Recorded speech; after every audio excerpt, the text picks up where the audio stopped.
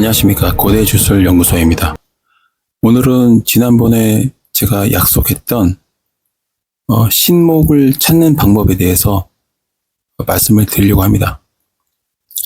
사실 이 신목을 찾는 거는 그 모든 주술의식의 핵심이 되는 거거든요. 그래서 오늘은 모든 주술의식의 핵심이 되는 신목에 대해서 강의를 진행하겠습니다. 오늘 강의는 무료 강의로 공개를 해드리는 거고요. 이후에 이제 좀 더 심층적인 그런 주술적 기술, 안목, 이런 지식에 대해서는 또 유료 강의 형식으로 공개를 하겠습니다. 이 내용은 어떻게 보면은 이 주술 중에 특히 저주 주술이나 뭐 천도제와 같은 이런 매우 중요한 주술의식 중에 특히 야외에서 하는 거 있죠. 야외에서 할 수밖에 없는 그런 주술의식의 형식에 대해서는 가장 중요한 핵심 포인트가 신목 아래에서 의식을 해야 된다라는 그런 현실이거든요. 그래서 좀 중요한 그런 주술의식이 신목을 필요로 하고 신목 주변에 터가 필요하기 때문에 신목을 알아보는 것은 대부분의 주술의식 중 가장 핵심적인 지식이라고 할 수 있습니다. 그래서 이번 시간에는 신목을 찾는 방법을 알려드리려고 합니다.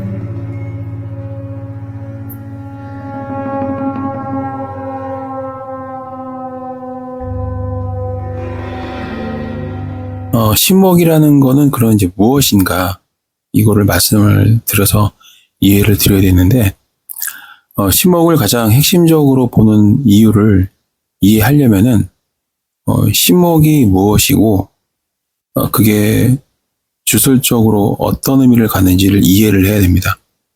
신목은 그 영적인 기운이 강한 나무를 의미합니다. 그러면은 영적인 기운이 왜 강한 걸까? 그 이유는 귀신들이 나무에 많이 올라타 있기 때문입니다. 물론 이제 뭐 수목장 같은 그런 무덤의 형식, 수목장을 많이 하다 보면은 나중에 나무가 이 영적인 기운이 강해져서 신목이 되는 경우도 있고요. 뭐 이유야 과정이나 뭐 어찌됐건 간에 어쨌든 신목에는 귀신들이 매우 많이 올라타 있습니다. 즉 서려 있다는 얘기죠. 그래서 축시가 되면 꼭 축시만은 아니지만 어쨌든 축시가 되면 나무는 즉 신목은 마치 살아있는 생물처럼 그 생명력이 단순히 나무라고 치부하기에는 예사롭지 않게 느껴지는 경우가 많아요. 실제로 그런 신목에서는 귀신들이 매우 자주 목격이 됩니다. 그래서 제가 이제 현업에 종사하고 있는 주술사로서 말씀을 드려보면 실제로 제가 이제 이 저주대행을 한 1000번 정도 넘게 했단 말이에요. 지난 3년 동안. 저주대행을 이제 진행할 때 신목 아래에 있는 곳에 이제 털을 잡아요. 이 털을 잡는 거에 대해서도 제가 이제 다른 그 강좌를 통해서 말씀드릴 거지만 그 신목 아래에서 이제 주술의식을 진행하다 보면은 정말 많은 귀신들이 나무에서 땅 아래로 내려와가지고 걸어 다녀요. 그래서 그 걸어 다니는 발소리를 정말 많이 듣습니다. 거의 매번 들어요. 그게 어떤 뭐 환청이나 환각이 아니고요. 실제로 마치 실제로 사람들이 주변을 돌아다니기 때문에 그로 인해서 나는 발걸음 소리랑 똑같이 들립니다. 귀신 발걸음 소리랑 사람 발걸음 소리랑 똑같아요. 이처럼 신목은 단순히 오래된 나무를 의미하는 게 아니고 그리고 단순히 매우 큰 아름드리 나무만을 의미하는 게 아니고 그 이상의 것, 즉 귀신들이 많이 붙어있는 나무 그리고 수목장을 막 하다 보면은 여러분도 아시겠지만 한 명만 모는 게 아니잖아요. 어떤 수목장은 공동묘지처럼 공동으로 막 엄청 가족들이 다 들어간 경우도 있고요. 그런 수목장강에 쓰이는 나무, 그런 죽은 영혼이 기운이 서려 있는 나무를 신목이라고 보시면 됩니다. 물론 이제 그 통계적으로 봤을 때 대체로 큰 나무인 경우가 대부분이고 그런 오래된 나무에 자연스럽게 귀신들이 붙어 있는 경우가 많은데 약간 그 편견을 가지고 큰 나무를 위주로 살펴보면은 또 거기 거의 맞습니다. 그러니까 일단 크고 한 명이 아니라 여러 명이 손을 맞잡고 해야 둘레가 이렇게 안을 수 있는 그 정도의 어떤 나무를 한다면 신목의 가능성이 매우 높아지는 거죠.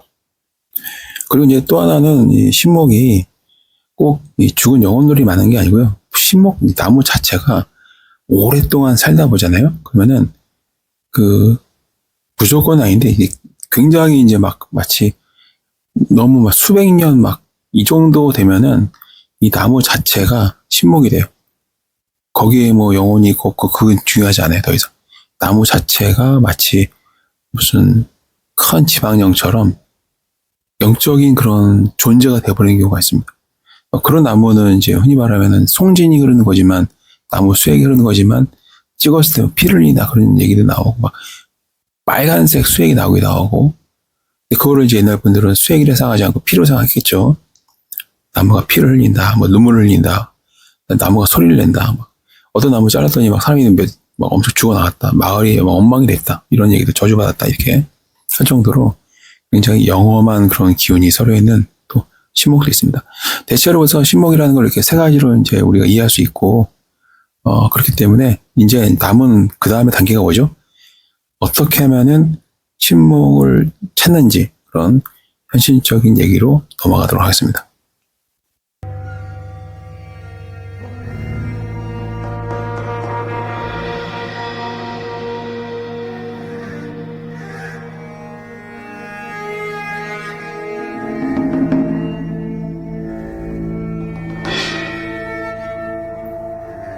신목을 찾는 법 중에 이제 가장 현실적으로 누구나 할 수 있는 방법은 일단은 산행을 자주 하시는 게 좋아요. 제가 이제 아무 때나 막 상담을 못 하는 경우가 많았잖아요.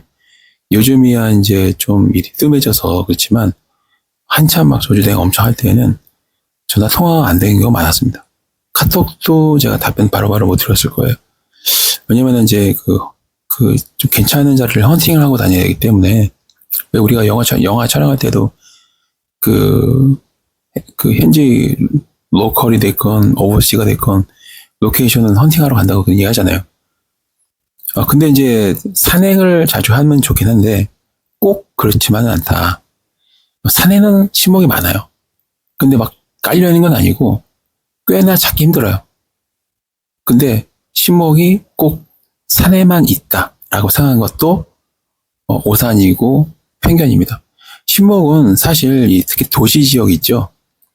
도시 같은 경우는 신목이 주변에 많은 경우가 있습니다. 좀 웃기죠.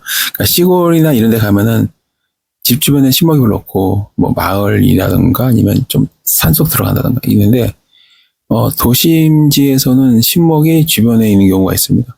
오히려 더 찾기 쉬울 수도 있어요.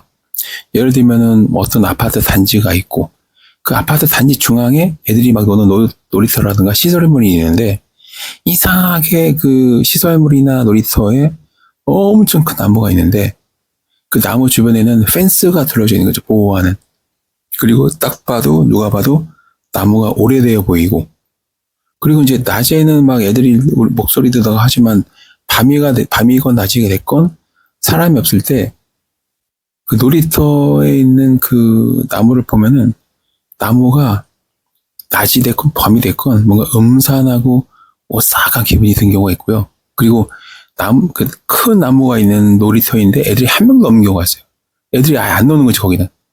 거의 애들이 찾지 않은 놀이터, 버려진 놀이터처럼 그런 경우가 있거든요. 나무 때문에 그런 거거든요. 그래서 보통 우리가 이제 그런 경우는 그 나무가 신목일 확률이 매우 높죠. 음산하고 오싹하고 막 소름 돋는 낮에도 밤에는 더하고 이상하게 거기는 가고 싶지 않고 실제로 사람들이 별로 찾지 않는 버려진 놀이터 단지 안에 있음에도 불구하고 보통 우리가 이제 아파트 단지를 조성하고 건설을 할 때 나무 이런 거 다 잘라버리는 게 당연한 건데 이상하게 어떤 나무는 잘라내지 못하고 그 주변에 이제 막 펜스 두르고 작은 연못 만들고 놀이터를 조성하고 시설물 바로 옆에 큰 나무가 있고, 그거는 그 건설사가 무속인에게 또 직원에게 조언을 받고 그 나무를 그냥 둔 경우가 확률이 매우 높다 이겁니다.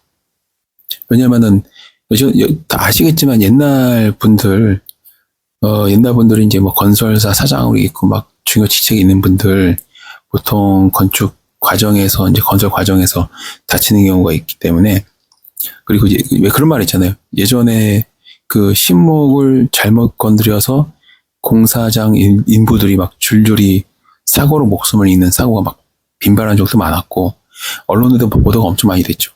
그 사건에 대해서 옛날에는 막 구속적인 관점도 보고 있단 말이에요. 큰 건설의 경우에는 은밀히 풍수질이나 직관, 무속인 이런 분들에게 조언을 구하는 경우가 많습니다. 아마 지금도 그런 조언을 구하는 일이 있을 거라고 저는 확신하고요. 이제 또 이런 경우도 있고, 이제 또 다른 방법은 뭐냐면은 해가 중천에 떠 있어요.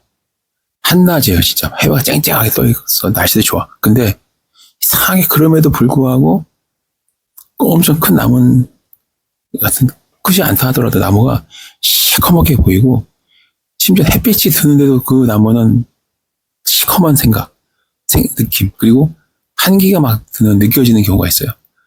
그런 나무면 거의 확실히 신목일 확률이 매우 매우 높습니다. 그래서 신목이라는 게 꼭 밤에만 차는 게 아니고요. 낮에 차는 경우가 많아요. 밤에는 다 오싹하게 보이기 때문에 낮에 봤을 때 오싹하고 소름 돋고 막 한기가 느껴지면 신목일 확률이 매우 높고, 그런 나무는 밤에 보면은 진짜 막 엄청 무섭습니다.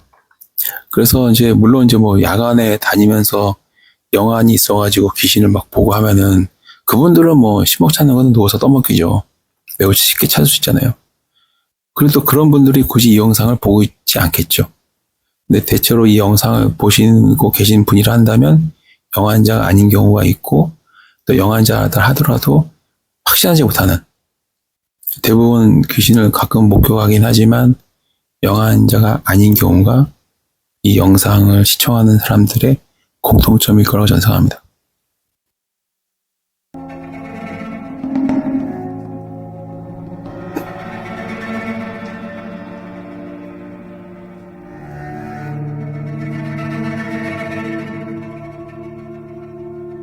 네, 이처럼 이제 신목을 찾는 거는 마치 확률 게임하고 비슷해요. 물론 능력이 좋아가지고 한눈에 신목을 가려낼 수 있으면 얼마나 좋겠습니까? 하지만 그런 능력이 없어도 상관없습니다. 오늘 이 영상을 참조하시면 누구나 쉽게 신목을 알아볼 수 있습니다. 새벽에 신목을 바라보면 두 가지 느낌이 들 수 있어요. 어떤 때는 중요한 건데요. 밤에 산행할 수 있잖아요. 아침에 일찍 산행을 했지만 늦게 밤에 내려온 경우도 있거든요. 그래서 이 한밤중이 됐건 초저녁이 됐건 어쨌든 산은 일찍 해가 진단 말이에요. 어둑어둑해진 그 밤중에 후레쉬를 켜고 산을 내려가거나 올라가는데 어떤 나무가 있고, 그 나무가 엄청 커. 근데 그 나무가 너무나 아늑하게 느껴지고 따뜻하게 느껴지고 너무 정이 막 가는 그런 정답게 느껴지고, 또 막 몽환적으로 막 동화 속에 들어간 것처럼 느껴져서 왠지 그 나무 주변에 캠핑하고 싶고 거기를 벗어나고 싶지 않고 밤새도록 그 옆에 있고 싶다라는 그런 생각이 빠진다면, 그러면은 그 나무는 신목일 확률이 매우 매우 높습니다. 그리고 이제 또 다른 반대적인 감정이 있죠. 막 소름이 돋고 막 한기가 느껴지고 오싹하고, 그리고 왠지 막 뭔가 귀신이 우는 소리가 들리는 것 같고 실제로 보이는 것 같고 보이기도 하고 들리기도 하고 발작 소리 들리고, 그냥 한기가 아니라 진짜 오싹한 한기가 느껴지는, 네, 그런 나무는 나무가 아니라 막 덩치 큰 매우 거인처럼 느껴지기도 하고, 그러면은 그 나무는 신목이 맞습니다.